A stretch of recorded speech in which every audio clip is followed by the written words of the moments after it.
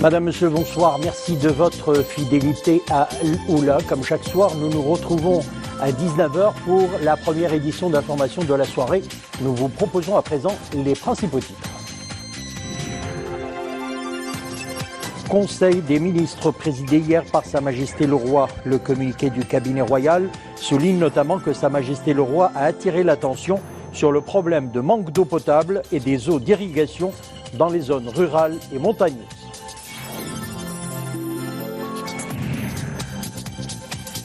Maroc-Espagne, entretien de la secrétaire d'État espagnole au commerce avec le ministre de l'économie et des finances et avec la secrétaire d'État chargée du commerce extérieur, l'occasion d'examiner la situation des investissements espagnols au Maroc.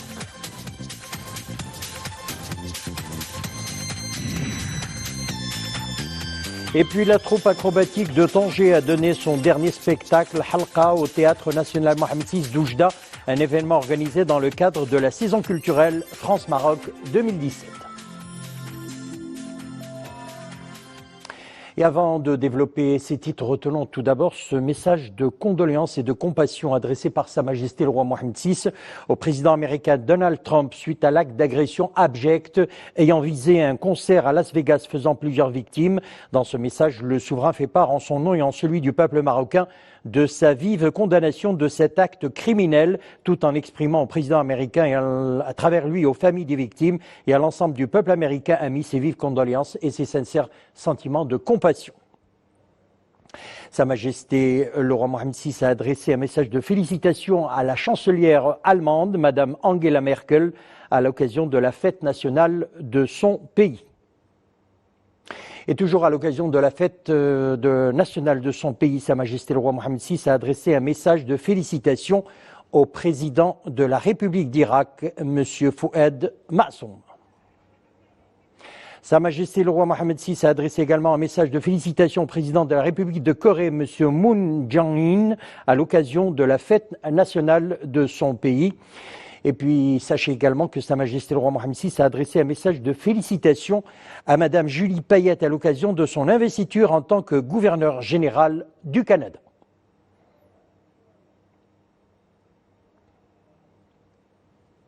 Nous le disions en titre, Sa Majesté le Roi Mohamed VI a présidé hier au Palais Royal de Rabat un conseil des ministres. Le communiqué du cabinet royal souligne notamment qu'au début des travaux de ce conseil, Sa Majesté le Roi a attiré l'attention sur le problème de manque d'eau potable et des eaux d'irrigation dans les zones rurales et montagneuses. Les développements avec Mohamed Eitlchkar.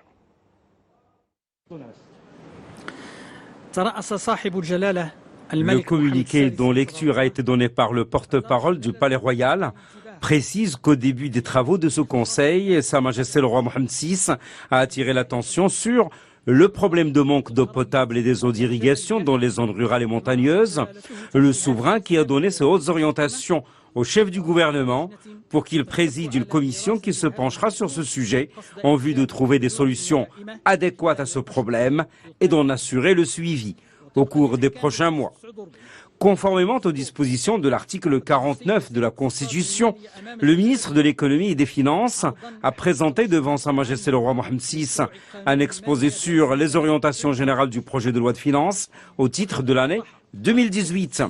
Le ministre a notamment expliqué que ce projet élaboré conformément aux orientations royales s'articule autour de 4 principales priorités. Premièrement, l'appui des secteurs sociaux, l'enseignement, la santé et l'emploi, la réduction des disparités spatiales, tout en accordant un intérêt particulier au monde rural. Deuxièmement, le développement de l'industrialisation, l'incitation à l'investissement privé, le soutien des PME, les petites et moyennes entreprises, et ce, à travers la poursuite des choix pertinents opérés par notre pays sous la conduite éclairée de Sa Majesté le Roi. Troisièmement, la poursuite de la mise en œuvre de la régionalisation avancée qui représente le cadre institutionnel idoine pour la réalisation de l'équilibre, l'efficience et la convergence dans l'exécution des politiques publiques, particulièrement celles à caractère social. Et quatrièmement, la réforme de l'administration pour qu'elle soit au service du citoyen et de l'entreprise, l'amélioration de la gouvernance, l'application stricte du principe de la reddition des comptes et l'accélération de la mise en œuvre des réformes. Par la suite, le Conseil des ministres a adopté 3 projets de décret relatifs au domaine militaire, élaborés en exécution des hautes instructions de Sa Majesté le Roi, chef suprême et chef d'état-major général des forces armées royales, visant à promouvoir la situation des membres des forces armées royales.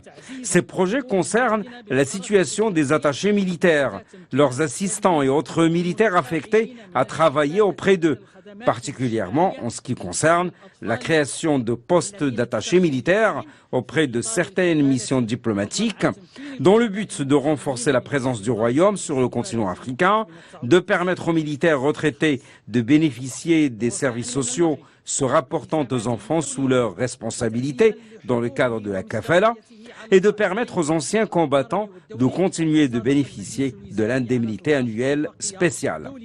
Conformément aux engagements internationaux du Maroc et dans le but de renforcer sa présence et sa crédibilité sur les plans continental et international, le Conseil des ministres a approuvé 13 conventions internationales, dont 4 multilatérales. Ces conventions, qui s'inscrivent dans le cadre du renforcement de la place du Royaume en Afrique, portent sur l'approbation des statuts Africa 50 financement de projets et Africa 50 développement de projets, ainsi que l'établissement de son siège au Maroc. Elle porte également sur l'adoption des actes finaux de la Conférence mondiale des radiocommunications et de l'accord portant création du Centre international de suivi de la réduction des émissions de gaz à effet de serre dues à la déforestation et à la dégradation des forêts. Les conventions bilatérales visent, quant à elles, le renforcement des relations du Maroc avec nombre de pays frères et amis. Elles concernent les domaines de coopération juridique et judiciaire et la sécurité intérieure, la coopération dans les secteurs de la recherche scientifique et technologique, du pétrole, du gaz, des énergies renouvelables, du transport maritime et des services aériens, outre la coopération dans le domaine de la prévoyance sociale et du secteur des douanes. Page économie, à présent, la croissance économique nationale s'est améliorée au deuxième trimestre 2017 en se situant à 4,2% au lieu de 1% par rapport à une année auparavant, soutenu particulièrement par l'important rebondissement de l'activité agricole selon le Haut Commissariat au Plan. Le PIB a connu une augmentation de 4% au lieu de 2,5% une année auparavant. La valeur ajoutée du secteur primaire a augmenté de 15,2% durant la même période de 2017. La valeur ajoutée du secteur secondaire a affiché une croissance de 3,6% au lieu d'une stagnation au deuxième trimestre de l'année 2016. Et puis la valeur ajoutée du secteur tertiaire a consolidé quant à elle son rythme d'accroissement à 2,6% après 2,5% enregistrés au même trimestre de l'année 2016. Saisie de plus de 2,5 tonnes de cocaïne brute et arrestation de 10 membres d'un réseau de trafic international de drogue, c'est ce qu'annonce la Direction générale de la Sûreté nationale. Une partie de la drogue était dissimulée dans un véhicule immatriculé à l'étranger et une autre dans une ferme située sur la route côtière entre Temara et Srerat à Ouad Charrat, précise la Direction générale de la Sûreté nationale dans un communiqué. Il a été également procédé à la saisie de 105 kilos de hashish près de Nador et d'une somme de 391 520 € et 172 620 dirhams, outre 6 véhicules qui seraient utilisés dans le trafic de drogue et de comprimés psychotropes, précise le communiqué. Les premiers éléments de l'enquête indiquent que la valeur marchande de la quantité de cocaïne saisie est estimée à des centaines de milliards de centimes et que ce réseau criminel dispose de ramifications dans plusieurs villes marocaines, précise le communiqué. Toutes les personnes arrêtées ont été placées en garde à vue à la disposition de l'enquête menée sous la supervision du parquet compétent, alors que les investigations se poursuivent en collaboration avec tous les services de sécurité pour démasquer tous les membres de ce réseau criminel. Maroc-Espagne, la secrétaire d'État espagnole au commerce et au Maroc, Maria Luisa Poncela Garcia, s'est entretenue avec le ministre de l'économie et des finances, Mohamed Boussaïd, l'occasion d'examiner la situation des investissements espagnols au Maroc et des échanges commerciaux. Le Maroc représente un hub vers l'Afrique pour les entreprises espagnoles, a affirmé la secrétaire d'État espagnole au commerce. La responsable espagnole s'est entretenue également avec la secrétaire d'État chargée du commerce extérieur, Madame Arqiya الدرهم نيسرين الحمداوي. Rabat et Madrid œuvrent à renforcer davantage leur coopération commerciale et à relever ensemble les défis auxquels le secteur fait face. La secrétaire d'État espagnole chargée du commerce a abordé avec son homologue marocain notamment les moyens à même de faire avancer un projet ambitieux qui donnera un nouvel élan aux échanges commerciaux. Les relations commerciales entre le Maroc et l'Espagne ont tourmenté d'une façon bilatérale et très importante. Et je vois que le Maroc est un partenaire stratégique de l'Espagne. L'Espagne est un partenaire stratégique du Maroc. On a parlé de digitalisation par rapport au commerce extérieur, mais aussi par rapport au commerce intérieur. Je crois que la secrétaire d'État et moi, on doit continuer à se mettre en contact pour pouvoir travailler et mettre encore de nouvelles lignes de travail. La responsable espagnole a également eu des entretiens avec le ministre de l'économie et des finances. Au cœur de leurs discussions, les opportunités d'investissement qu'offre le Royaume dans des secteurs à forte valeur ajoutée, comme celui des énergies renouvelables. La présence des entreprises espagnoles au Maroc dans beaucoup de secteurs est une présence remarquable. Aujourd'hui, l'Espagne et les entreprises espagnoles ne doivent pas voir le Maroc comme un marché, mais doivent voir le Maroc comme un vrai partenaire, comme un vrai hub pour le continent africain. L'Espagne est le premier partenaire commercial du Maroc. En 2016, les échanges commerciaux entre les deux pays ont enregistré une croissance de près de 17%. Deuxième séance aujourd'hui du procès d'un premier groupe des accusés dans les événements d'Al-Hoceima, procès qui se déroule à la cour d'appel de Casablanca. Il s'agit d'un groupe de 21 personnes, dont 3 poursuivis en état de liberté. Nous y reviendrons dans nos prochaines éditions. Maroc-Sénégal, le partenariat qui lie la Fondation Lalla Selma Prévention et Traitement des cancers et la Fondation Servir le Sénégal est très important pour consolider les efforts du Sénégal dans la lutte contre le cancer de la femme et l'oncologie pédiatrique, a assuré hier à Dakar le ministre sénégalais de la Santé et de l'Action sociale Abdoulaye Diouf Sarr. Je tiens à remercier la Fondation Lalla Selma Prévention et Traitement des cancers et la Fondation Servir le Sénégal pour ce partenariat gagnant-gagnant dans un secteur extrêmement vital pour notre pays et pour l'Afrique, a-t-il déclaré au terme d'une audience accordée à la commission mixte des deux fondations.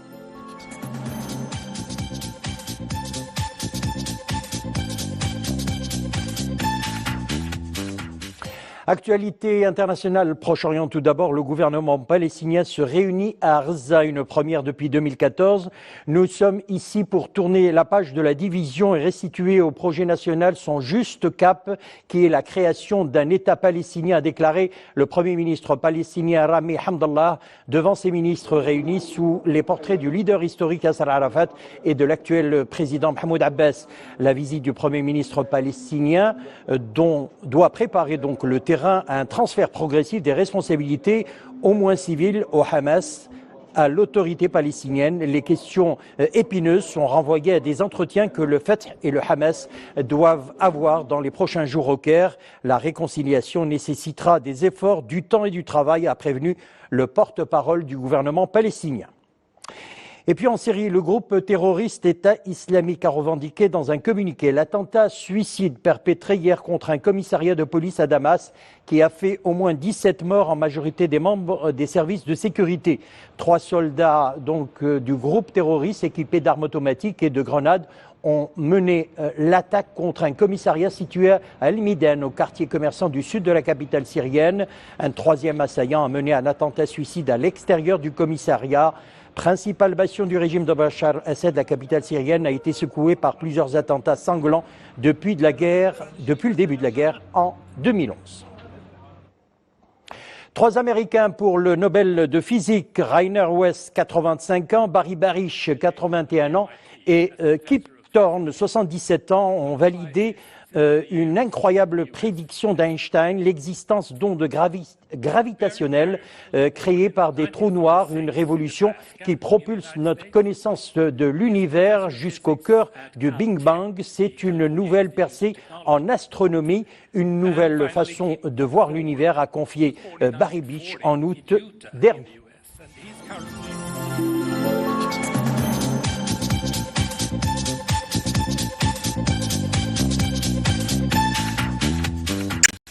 Retour chez nous, on va parler de cinéma, levé de rideau sur le 15e festival du court-métrage méditerranéen de Tanger.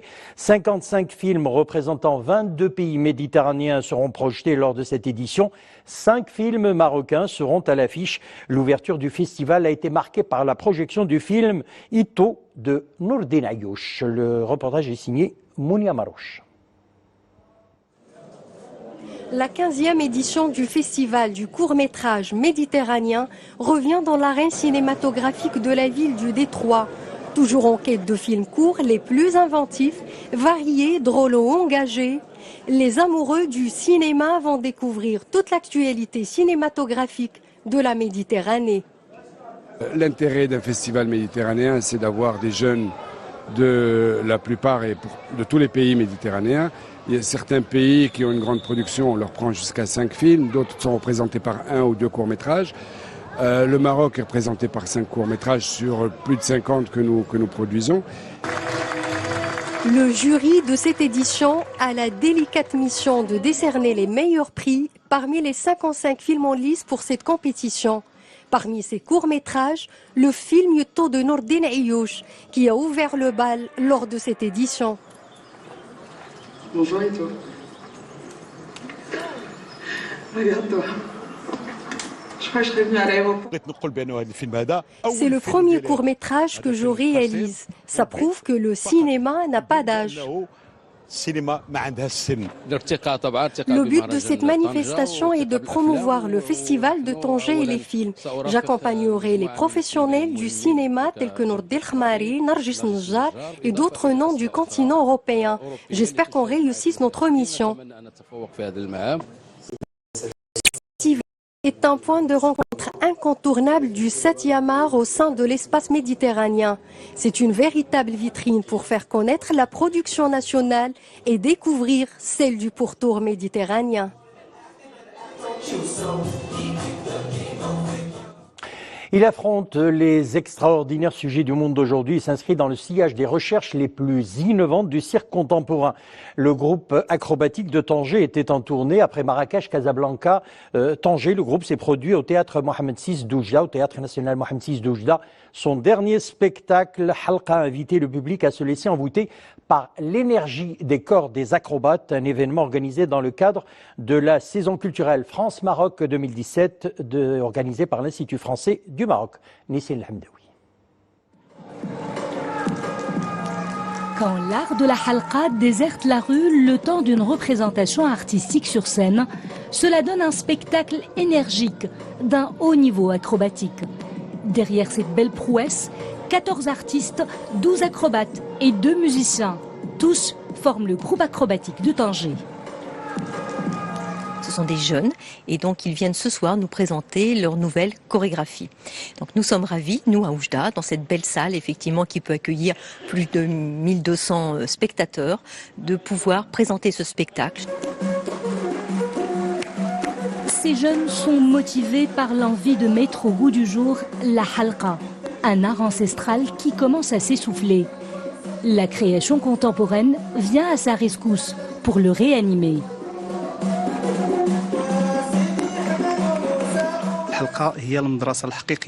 L'halqa est la vraie école marocaine de chaque artiste. C'est un patrimoine populaire que l'on retrouve à Jamal El Fna avec les acrobates de Ouled Ahmed Amous.